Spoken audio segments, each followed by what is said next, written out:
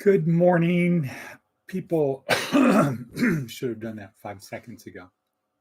Good morning. Here we are at Department of Career Services, where our goal is to help you get from where you are to someplace better. No big deal.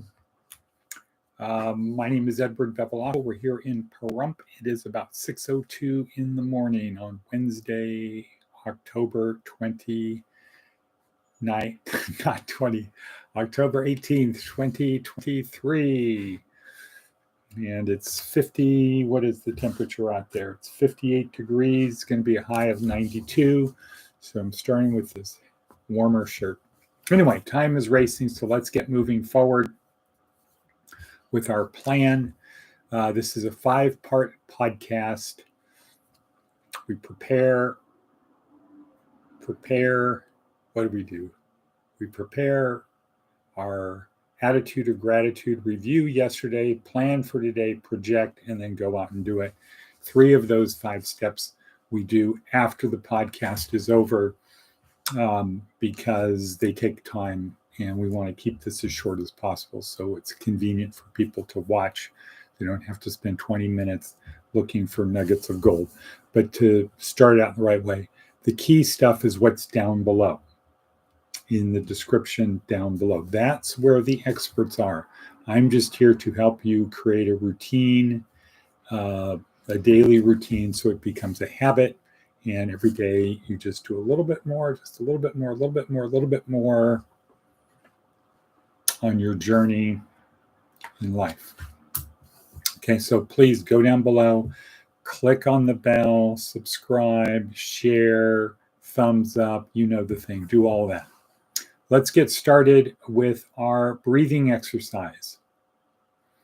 So again, Huberman, Stanford, double intake to get as much air into our lungs as possible using our diaphragm, our stomach also to pull as much air in as we can. And then long exhale, and then once again, a double intake. So it's like this.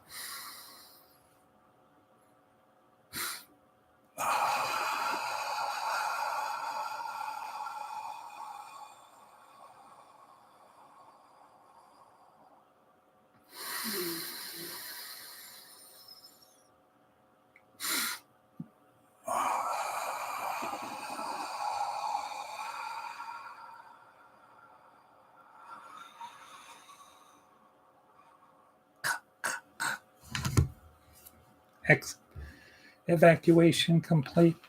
Okay, so we've got that done. Step 1 done. Step 2, attitude of gratitude. Let's focus on the things that we appreciate. So we start out the day not focusing on the thorns on our side, but the things we are truly happy for. So as I'm pouring my coffee, write in your book, I'm so happy and grateful now that. I'm so happy and grateful now that blank. Then step 2, turn it into a question. What am I so happy and grateful for right now? What am I so happy and grateful for right now? And then number 3, turn our attention, our focus inward to our brain. Look at the thoughts popping up inside our brain.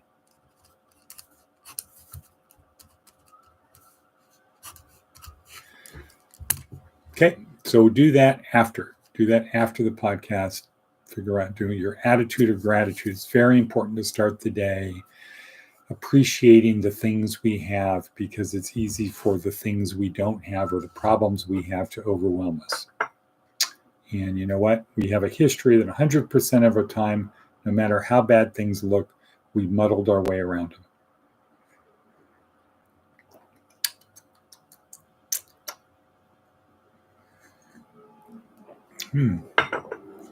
Not too shabby.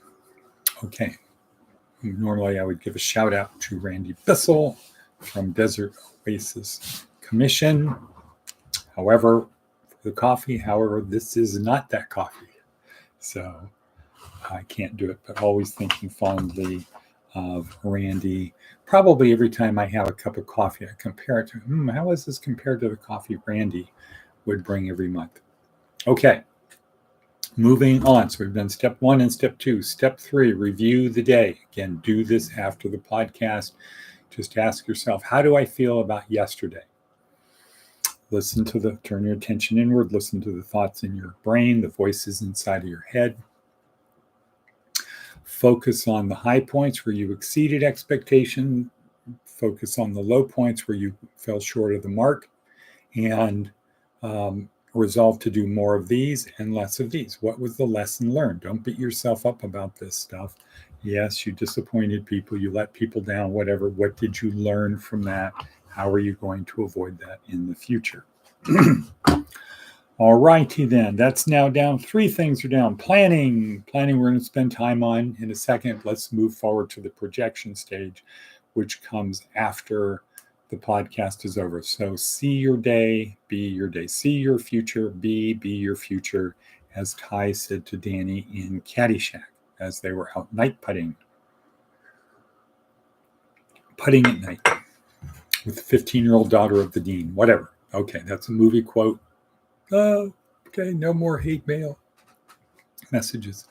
It's a joke, people. Lighten up, Francis. It's only life. It's only life. Don't worry, you're not going to offend God. God can take it.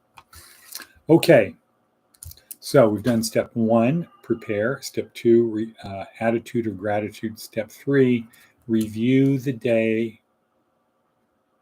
And step 5, we're going to do after also project the day and then go live the day you project. So now we're going to focus on planning.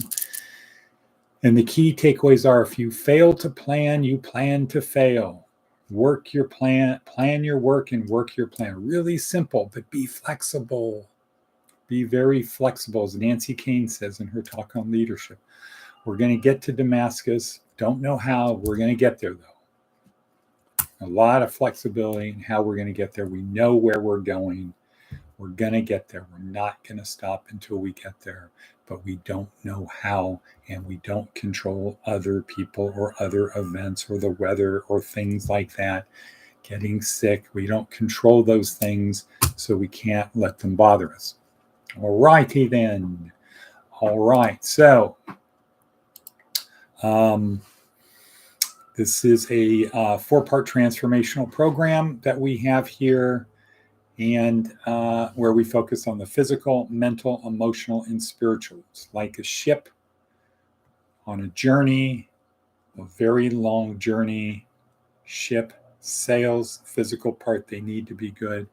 Rudder, mental part, needs to work so you can go against the current, go against the wind, go against other people. You can navigate across things. You don't have to follow the crowd. You don't have to be a sheeple or a sheepwalker.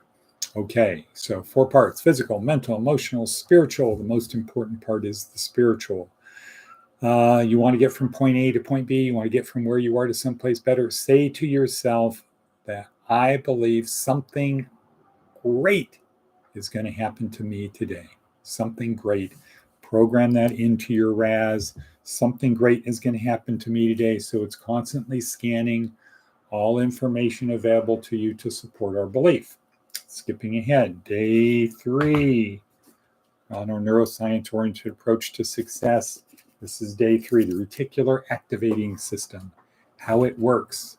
People confuse it with the woo-woo, law of attraction, things like that. No, it's hardwired into us. It's part of our brain. It's above our brain stem, the reticular activating system, which Mark Dawes will simply explain as basically what it does is it scans all information available to us to support our beliefs. So if you believe your name is such and such, whatever your name is, Hetza, you believe that's your name, somebody back there you don't even know they're there, they mention your name, bam, you're going to hear it. You didn't know they were you didn't know they were there, you didn't know they were talking. They mention your name, you hear it. Why? Because our reticular activating system is scanning all information available to us, in this case our ears, all information available to us to support our belief. The belief is my name is my name, and it's important. If somebody calls my name, it gets my attention. Why? Because when I was a little kid, one of the first commands my mother or my number one caretaker gave me was, if I call your name, don't make me come looking for you. If I call your name, respond. Okay, that's why it's very hardwired, ingrained into us. So if our name is said, boom, our reticular activating system picks it up, brings it to our awareness. You're driving your car, you're chewing on a Big Mac, you're singing a song, you're texting, you're doing all this stuff while you're driving, you're not paying attention to the road. The red lights of the car go on in front of you automatically. 0.74 milliseconds, your foot is on the brake before you're even conscious of it. Why? Because our reticular activating system is constantly scanning all information available to us to support our belief. So if we have a belief that a red light going on in a car in front of me while I'm not really paying attention means I need to slow down, put the brakes on, that's what I do. Okay, so we're going to learn about that today, and that chewed up a whole chunk of time. What else do we got down below? So now for the Darren Hardy big upgrade, the Darren Daily, we have now put in a link to the podcast. So you click on the link down below, item number 19 down below, click on the link and you go to his podcast that has all of the Darren Hardy stuff down below. We're going to try to do that with Andrew Huberman, Jordan Peterson, Mark Devine, Arthur Brooks, everyone as much as we can to have a link to their podcast.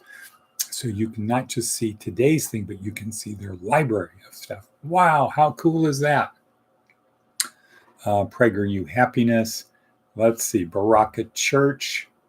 We're going to just, let's see.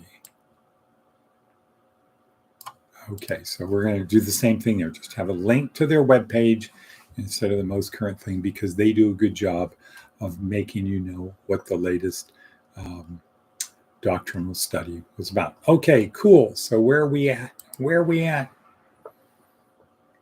Where are we at? We are at 12:18. Okay, let's see if there's anything else. Advice from an 80-year-old. Remember that 80% of the success in any job is based on your ability to deal with people. Right. Dealing with people is key. We have one of our guys says, I need to have everything in place. That's how I am. It's my OCD. I need to have things neat and orderly. That's my OCD. Okay, translate that. The world needs to revolve around what I want. Otherwise, I'm entitled to be upset and frustrated and to vent my frustration that the world doesn't conform to my desire to have neatness. Okay, good. For most people, that would be, I don't want to be around that person. For smart people, it's okay. Now I know how to control that guy. Now I know what I need to do to control that person. I know exactly what button to push at the right time to get that person to self-destruct. I don't need to do it. All I need to do is push the button of chaos at the right time, and that person will activate the circuit of my OCD circuit, which justifies me doing all of these things. Okay, great. Well, if you want to play in the big leagues, you can't let other people control your emotions.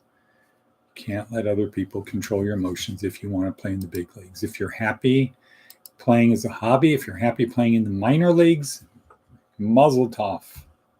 All is fair game. If you want to play in the big leagues, don't let other people control your emotions. Okay. We're 14 minutes in. I have a tremendous amount of stuff to do today in areas that I did not plan on having to do. But you know what? That is called life. What's the point of complaining about it? Right? Just move on. Move forward. Okay, so last two bits of thing you want to get from point A to point B. Act such that yesterday was the only easy day. I say this every day. People hear it and they probably triggers the button of, okay, ignore, I've heard this before, not important, rather than, contemplate it. What if I did make yesterday the only easy day? What if I did strive to minimize, just help one more, actually help a person, not do a kind deed to a person, not something that isn't going to have any effect on them or maybe have a negative effect. Like, we always have this tightrope of, are we enabling homelessness by helping homeless people? Are we enabling it? Or are we actually helping them move forward in life? Because if you are just enabling happiness, that's another weight on the back, another person, another soul. And at some point, it gets to be too much. And then what happened? Boom, the whole thing collapses. So we don't want to enable people to be homeless. We want to help them overcome their homelessness. So act such that yesterday was the only easy day. Get comfortable being uncomfortable. Set your emotions over on the side. Okay. I want this. My name is Matt. And I'm going to just, anything that pops in my head, I'm going to feel free to just go in and barge in the conversation, take control of the conversation, talk about things that no one has any care about in the world. Doesn't impact their life. You just distracted them from what they're actually working on. Okay. Try not to do that. Or try not to let it upset you. Okay. So that's it. 1, 2. We say goodbye for today. See you tomorrow. It's important to keep coming back every day, even if your name is Roy Hobbs.